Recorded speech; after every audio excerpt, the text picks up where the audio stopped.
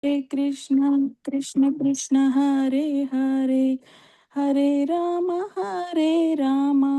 Rama Rama Hare Hare Nashtaprayeshu Bhadreshu Nityam Bhagavata Sevaya Bhagavate Uttama Shloke Bhaktir Bhavati Naistike Krishnaya Vasudevaya Devaki Nandanaya Cha Nanda Gopa Kumaraya Govindaya Namo Namaha ग्रंथराज Shrimad Bhagavatam की जय, शिल प्रपात की जय। Thank you माता जी।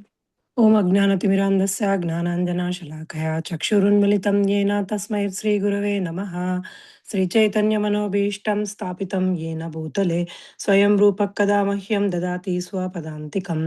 वन्देऽहं श्रीगुरो श्रीयुतपदकमलं श्रीगुरुं वैष्णवांश्च श्रीरूपं साग्रजातं सगणरघुनाथान्वितं तं सजीवं साद्वैतं सावधूतं परिजनसहितं कृष्णचैतन्यदेवं श्रीराधा कृष्णपादान् सह गणललिता श्रीविशाखावितंश्च हे कृष्ण करुणा सिन्धो दीनबन्धो जगत्पथे गोपेश गोपिका कान्ता राधा कान्ता नमोऽस्तुते तप्त काञ्चन गौराङ्गी राधे वृन्दावनेश्वरि वृषभानुसुते देवी प्रणमामि हरिप्रिये वाञ्छाकल्पतरुभ्यश्च कृपा सिन्धुभ्य एव च पतितानां पावनेभ्यो वैष्णवेभ्यो नमो नमः।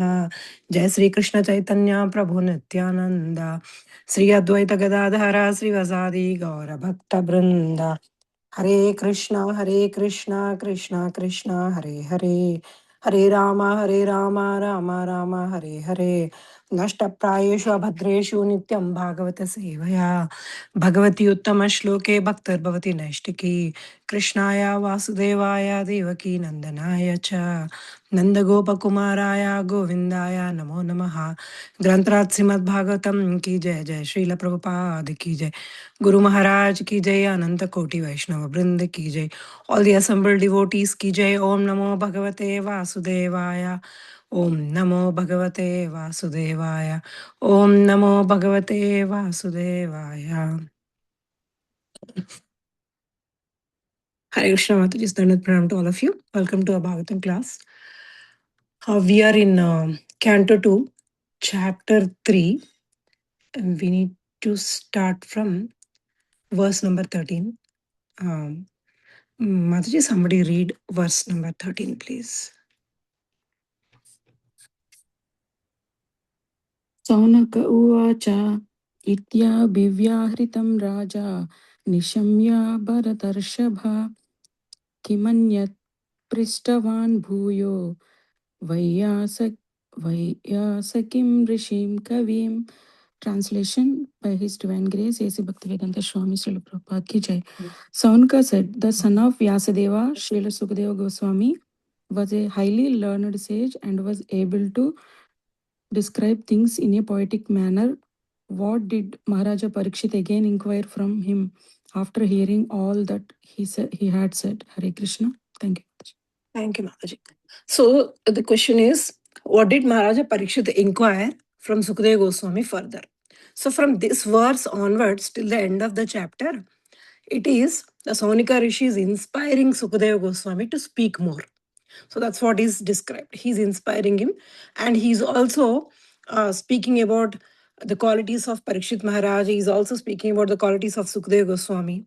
And then further he inquires. So here, what is this verse talking about? The first thing is, this conversation is happening in Naimisharanya, where Shaunika and other sages are hearing from Suta Goswami. And Suta Goswami is narrating another conversation which is happening between Sukadeva Goswami and Parikshit Maharaj. So we have a conversation within a conversation, all among very elevated personalities. Everyone is very elevated personalities. Now, what is Saunaka Maharshi's intent? Yes, he is definitely impressed by Sukadeva Goswami. But that is not the only reason. There are several reasons. First is his appreciation of Sukadeva Goswami's greatness. Shaunika Maharshi is describing Sukadeva Goswami as highly learned, self realized, poetic. This shows so much respect. He's thinking if such a realized soul is speaking, whatever follows must be extraordinary. So, yes, there is admiration. But admiration is not just flattery here. It's the recognition of the spiritual authority of Sukadeva Goswami. And this is also is saying like Sukadeva Goswami is so great and poetic that whatever Parikshit Maharaj asked next, Sonuka builds a suspense. Like, he's asking, what did he ask? What did Parikshit Maharaj ask next? So, what is basically Sonika Maharshi doing here by asking Sudha Goswami, please go on, please tell what are his questions next? He is in fact creating a suspense. Like, it's like it creates a kind of eagerness in the listeners, like saying a master musician is began playing, and then if I stop, then you say, then what happened next? Naturally, everyone would like or leans forward. Yeah, what happened next? So in the same way, Sonika Maharshi very beautifully asks this question throughout Bhagavatam. So Sonika Maharshi is not asking what Sukadeva Goswami is saying. He's saying what Parikshit Maharaj asked. Why? Because Parikshit Maharaj's questions are also spiritually perfect. This shows spiritual progress depends on a realized speaker like Sukadeva Goswami, and also a sincere and an intelligent questioner like Parikshit Maharaj. That's why Bhagavatam is powerful, because both are exalted. And yes, this conversation makes more interesting. It's not a random dialogue. It's not a random thing. It's a dying person, dying King Parikshit Maharaj is speaking to a liberated sage, Sukadeva Goswami, in a life or death situation with only 7 days remaining. So the intensity makes it spiritually surcharged. Here, two intelligent and spiritually advanced personalities are discussing the ultimate truth. That makes it more profound. And Sonak Rishi is teaching something very subtle. What is he saying? The real spiritual conversation requires a realized speaker, and not only that, a sincere questioner also, a sincere listener. Eagerness from the listeners is also important. He's showing the ideal atmosphere for receiving divine knowledge is when a realized speaker is speaking and a sincere questioner and the eager listener is listening too. So, Sonika's question shows even great sages never become bored with Harikatha. They want more. They relish the truth. And spiritual knowledge, it's not static, it expands like the waves of nectar. So that's why. So here, glorifying Sukadeva Goswami's poetic nature means Sonika is hinting that Bhagavatam is not a dry philosophy. It is philosophical, definitely. It is devotional. It is emotional and poetic also, transformational. So here, the truth presented beautifully enters the heart more deeply. So, yes, was Sonika impressed and that's why he's asking more? Yes, he was deeply impressed. And was he excited about the conversation? Yes, he was. Was he? It was it increasing his interest among the sages by asking his questions like this? Yes, it was. And was he highlighting the intelligence of both the speaker and the listener? Yes, all of the above are correct. So, in one line essence, Sonika Rishi's question expresses respect, it builds a suspense in the story, and it honors the quality of inquiry and shows that spiritual conversation between realized souls is endlessly fascinating. 14th one. एतच्छुश्रूषतां विद्वान् सुतनोर्हसि भाषितं कथाहरिकथोदर्कः सतं स्युः सदसि ध्रुवन्. O Lant Sutta Goswami, please continue to explain such topics to us because we are all eager to hear. Besides that, topics which result in the discussion of the Lord Hari should certainly be discussed in the assembly of devotees. Hare Krishna and thank you, Mataji. Thank you. So here, okay. O Lord Sutta Goswami, please continue speaking. We are eager to hear. Topics that lead to discussion about Lord Hari should definitely be discussed in the assembly of devotees. So the sages are saying, we love hearing about Lord Hari. Please continue. And whenever a topic connects to Lord Hari, it should be discussed among devotees. Why? Because that is the reason, that is the way that we put an end to our material existence. Parikshit Maharaj just heard and he went back home, back to Godhead. So hearing this message is enough in itself. It's a very important anga of bhakti. So they are expressing the eagerness, the appreciation, and how much spiritual taste they have. They are not bored, they want more. So the main idea is any topic that connects to Supreme Lord is worth listening, because it becomes spiritual even if it looks like a history or politics or war or family stories. Why are we saying about politics, history and all that?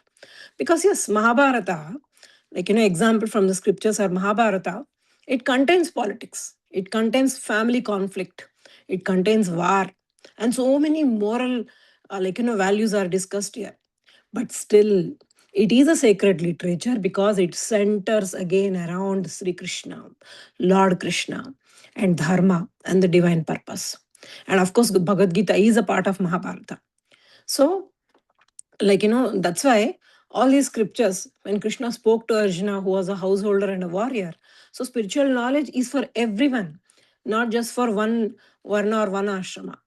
That's why there are levels of spiritual learning. Bhagavad Gita is for beginners, Srimad Bhagavatam is for advanced students, and Bhagavatam is called Paramahamsa Samhita, means a scripture of the highest spiritual souls. Yet, it begins with the political and historical stories. Why?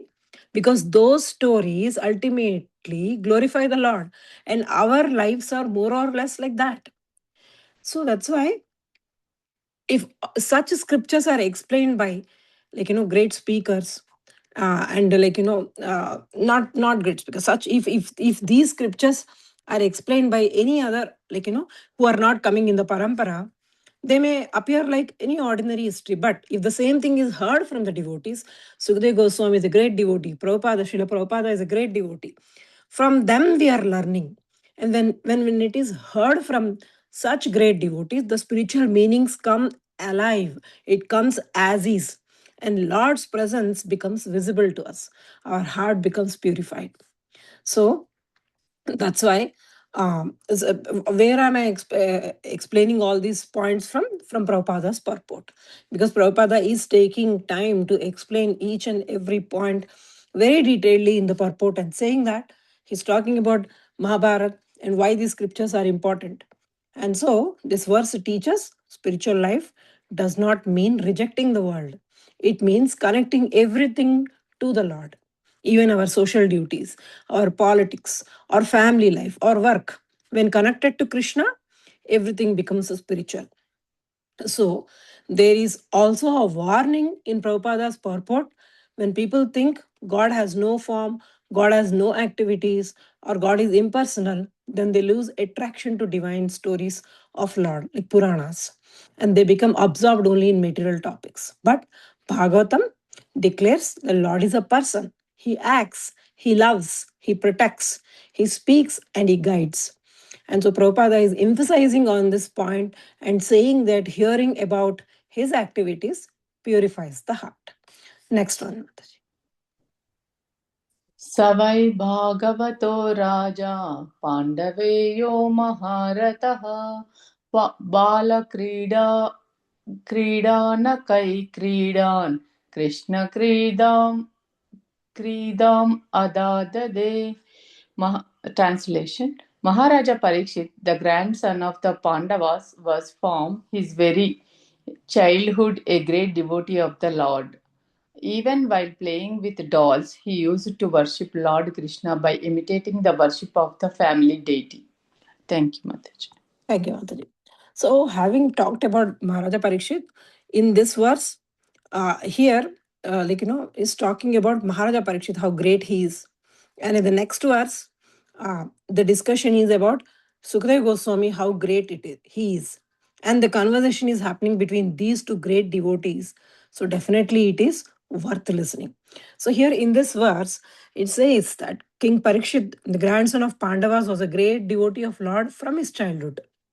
Even while playing with toys, he would imitate the worship of Lord Krishna, just as he saw the elders worship the family deity. There are so many. We might think that, okay, we have learned so much about Parikshit Maharaj. What new thing are we going to discuss here, or what new thing Prabhupada is going to explain us in the purport? No, there are so many new things which we discuss here. What is that? First thing is, a person in his verge, like at the verge of life or death, is asking about what is my ultimate duty and what is the ultimate duty of human life. It doesn't happen just like that for anyone. Can anyone, is spirituality the retirement program that, at the end of the life, after retirement and there is no other work, people can sit and do spirituality? No. That if a person has not practiced when he was young, it is not possible for anyone to remember about Lord at the end of the life. Period. So that's why this verse is telling us something very sweet. From a very young age, one should practice bhakti. From a very young age, Maharaja Parikshit naturally loved Lord Krishna. Even during playtime, when like with all other children played ordinary games, Parikshit Maharaj played worship of Krishna. He copied what he saw in the palace because his ancestors Pandavas were very great devotees of Krishna, Lord Krishna. And so Pandavas regularly worshipped their family deity of Lord. So as a child, he imitated them. And we see this a lot in devotees' families. Whatever the elders do, children copy. So that is also a big yoga, because to take birth in such a families is not easy. That's why Prabhupada is explaining this point very nicely in the purport and saying, purport gives a deeper understanding why Parikshit Maharaj was born in such a great family. Because Bhagavad Gita 6.41 says, if someone practices yoga, like Ashtanga yoga or devotion, but does not finish it, they are born in a devotee family or a wealthy and a noble family. Okay, devotee family is understood. Why Lord is promising about wealthy and noble family? Devotee family means, yes, where he has stopped, he'll continue. But why wealthy? Because even if somebody has done some bhakti, in his next life, if he's born in a aristocratic family or a rich family, he doesn't have to worry about the basic needs. Every single day, he doesn't have to worry about what is my next day. Everything is there. So basic needs are taken care of. Most of the things are taken care of. All he has to do is how to practice bhakti. So at least these things are ensured for him. That's why even if little bhakti is practiced, he is born in a aristocratic family. If more bhakti is practiced, he is born in a devotee family, because half of that is already achieved and he will continue from where he left off. So Parikshit was even more special. He was already a great devotee in his previous life, and so he was born in a royal family of Pandavas, all pure devotees. So he was rich and he was devoted also. So both were there. So both combination is also possible. That's why the power of family environment is very important. Children naturally imitate what they see. If they grow up seeing worship, devotion, festivals, they copy it naturally. That's why Prabhupada is explaining that many great devotees had similar childhoods. Even Prabhupada also had the same childhood. And Prabhupada is taking the example of Mirabai, and he's also taking the example of Narada Muni in the purport and explaining like how nicely in his previous life he was just a maid servant son, but by associating with devotees, he became a great saint. So another point what is discussed here is there are two types of great devotees. One is Nitya Siddha and the other one is Sadhana Siddha. Nitya Siddha are born already spiritually perfect people. And so these people, they have done so much sadhana and they are almost liberated, but they come here for a purpose. These are Nitya Siddhas. And Parikshit Maharaj is considered like a Nitya Siddha. All Pandavas are Nitya Siddhas. And most of the people who come with Krishna, go with Krishna, are Nitya Siddhas. And on the other hand, there is another kind, Sadhana Siddha. Sadhana Siddha is they become perfect through practice and association. And anyone can become a sadhana siddha, because by associating with pure devotees and by doing sadhana, yes, anyone who has taken the birth as a human being is eligible to become sadhana siddha. And so, so that's why, like, these two types of devotees, and we are discussing here about Parikshit Maharaj. Parikshit Maharaj is definitely a Nitya Siddha. And that's why he is, like, born to a great devotees. That is one thing. And second thing is, since childhood, he always prayed Krishna. And so here, this verse is teaching us that devotion is natural to the soul. When given the right environment, it blossoms early.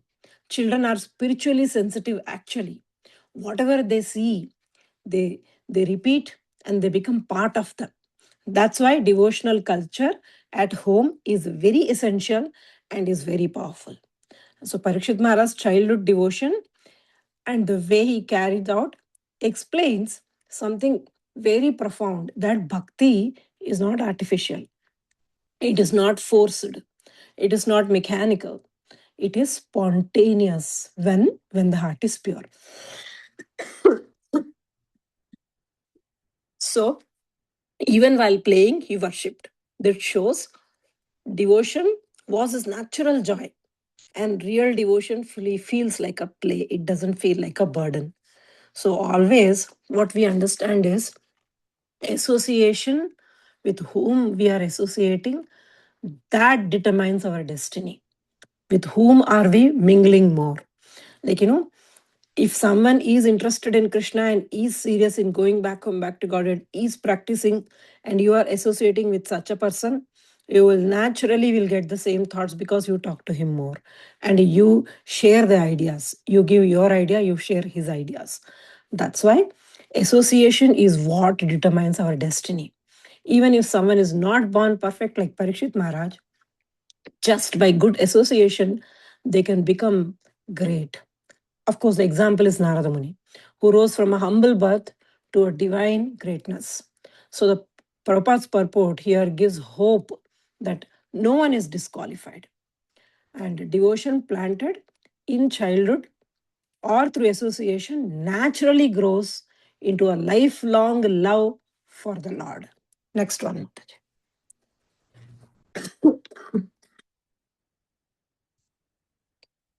Mother, anybody wants to volunteer for 16?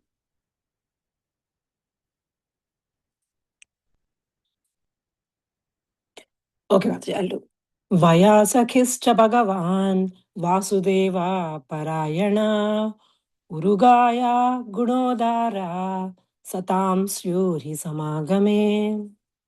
And the translation is, Sukadeva Goswami, the son of Vyasadeva, was also full in transcendental knowledge and was a great devotee of Lord Krishna, son of Vasudeva. So there must have been discussion of Lord Krishna, who is glorified by great philosophers and in the company of great devotees. So in the previous verse, the discussion was about Parikshit Maharaj. And now this verse is the discussion about Sukadeva Goswami. And what is say? Sukadeva Goswami, the son of Vyasadeva, was full of spiritual knowledge and he was a great devotee of Lord, the son of who is the son of Vasudeva, Lord Krishna, who is the son of Vasudeva. Therefore, when he spoke, there must have been discussion about Lord Krishna, who is glorified by great philosophers and pure devotees. So here, the verse is saying, because Sukadeva Goswami was spiritually perfect, he was full of transcendental knowledge, and he is a pure devotee of Lord. And because Parikshit Maharaj was also a pure devotee, their discussion could only be about Lord Krishna. When two pure devotees meet, they naturally speak about the Lord.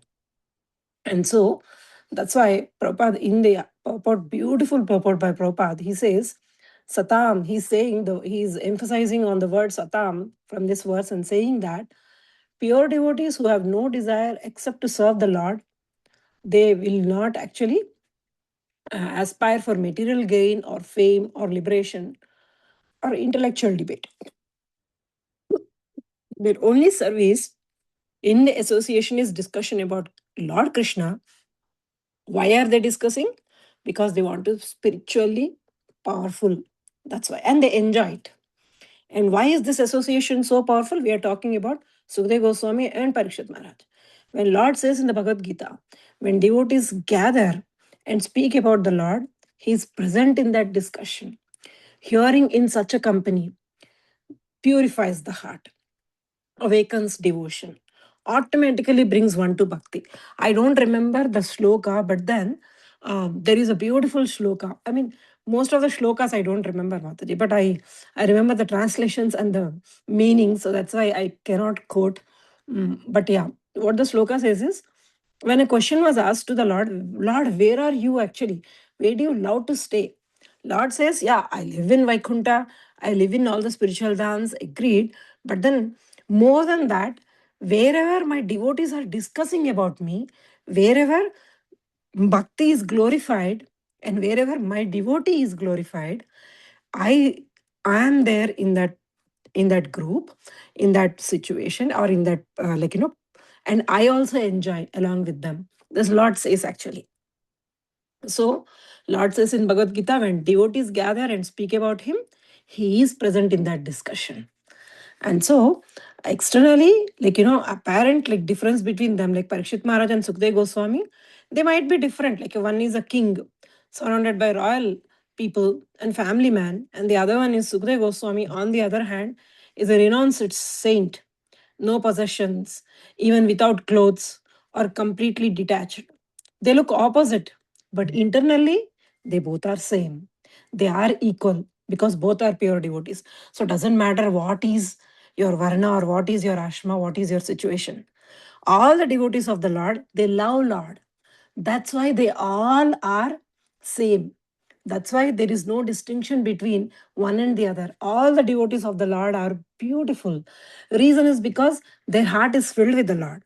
That's why this teaches something very important, that bhakti is not about external lifestyle. It doesn't matter.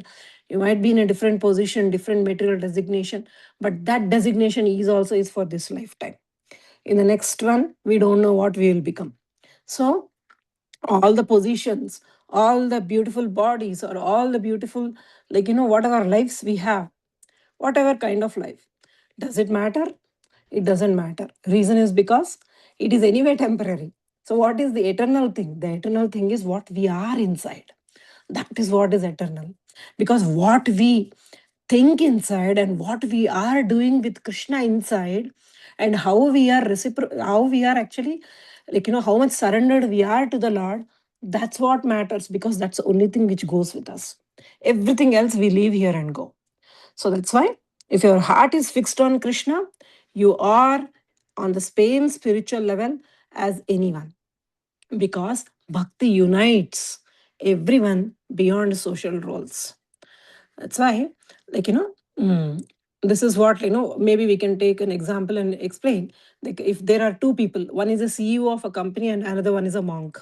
If both deeply love Lord and speak only about him, their external difference might appear differently. One is, it might appear like he's materially inclined. The other one is godly inclined. But that's not what Lord looks at. Lord looks at what they are inside.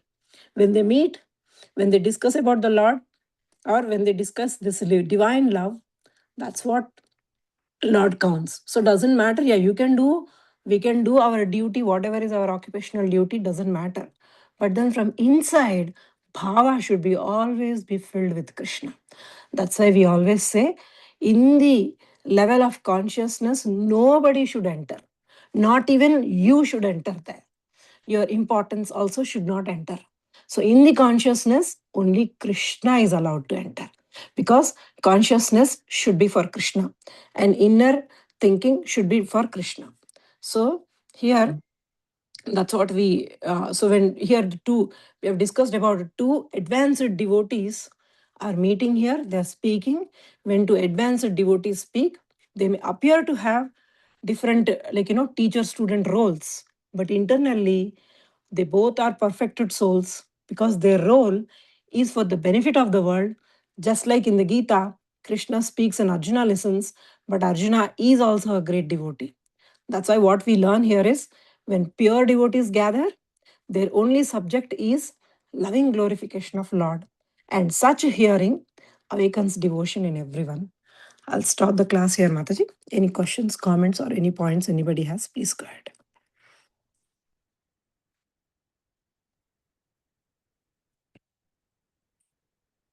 Okay, Mataji. If there are no questions, then we will meet in the next week. Thank you. Hare Krishna Dandat Pranam. Hare Krishna Mataji. Hare Krishna. I was having fever, so I could not read. Oh, no problem, Mataji. But one thing I felt is how fortunate Parikshit is. Krishna was with him when he was in womb, and Krishna's in the form of Bhagavatam. He's there with him in the last days of his life. So that shows his infinite mercy of Krishna. And from Parikshit's side, he has been listening to stories because he's come from that family.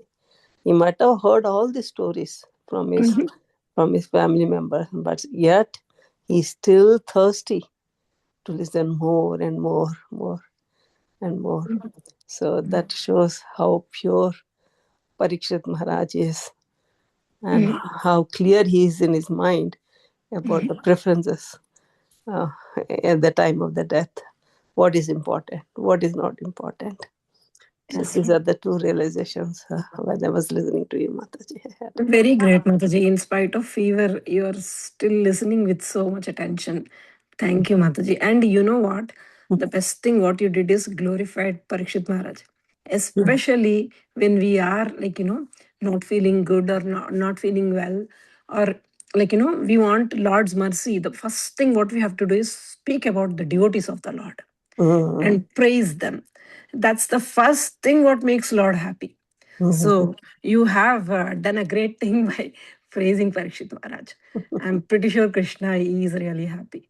So yes, Mataji, this is what you said is absolutely correct. And all these people are acharyas in our life, Mataji. Sukhdev Goswami is an acharya. Parikshit Maharaj is also an acharya. Because we are at the level of asking questions, and Sukhdev Goswami is at the level of teaching. So how we should ask, we learn from Parikshit Maharaj. What you said is absolutely correct. Yeah, through him we got Bhagavatam, and through his grandfather we got him Bhagavad Gita. Yes, Mataji. Correct. Thank you. Thank you so much. Okay, Hare Krishna. Hare Krishna. Hare Krishna, Mataji. Hare Krishna. One point, Mataji. From very young age, one should perform bhakti. This point is very important because usually we don't perform bhakti. We go to temples, but when I was child, I was not aware of learning Bhagavatam, Bhagavad Gita. We learned some slokas, but not systematically. But this is very important. Our kids are very lucky, fortunate. Correct, Mataji. But at least you knew what the bhakti, at least something was there, because we all grew up in India. Yes. So there was, our life is more or less centered around spirituality. So maybe we can think that we are fortunate that way, that we, at least if nobody has to start with us, who is Krishna. At least that we are fortunate. So we could connect from the point where, when they start, after coming to US or wherever you are connected. Yeah, when they talk about Krishna, you know whom they are talking and what they are talking, and so that way we are fortunate that Krishna gave us, at least we know who is. So yes, Mataji. Yeah, correct. True, Mataji. So, and also when we are discussing Krishna also present, that's what you are saying in one of the purpose. That is also I'm feeling very happy. Yes, absolutely, Mataji, absolutely.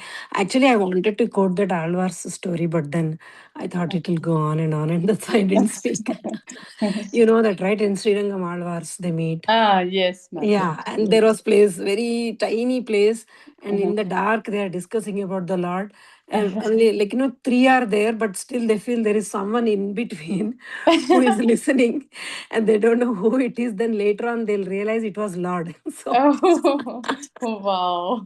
yeah, he was also present, and he was also like, even though there was no place, he was still standing in between and listening what they were saying. So That's amazing. Yeah. yeah, so Lord is so, he is innocent, Mataji. Lord is very innocent. So Yeah. yeah. Nice point, Mataji. Thank you. Thank you. Yeah, sure. Hare Krishna. Okay, Mataji. So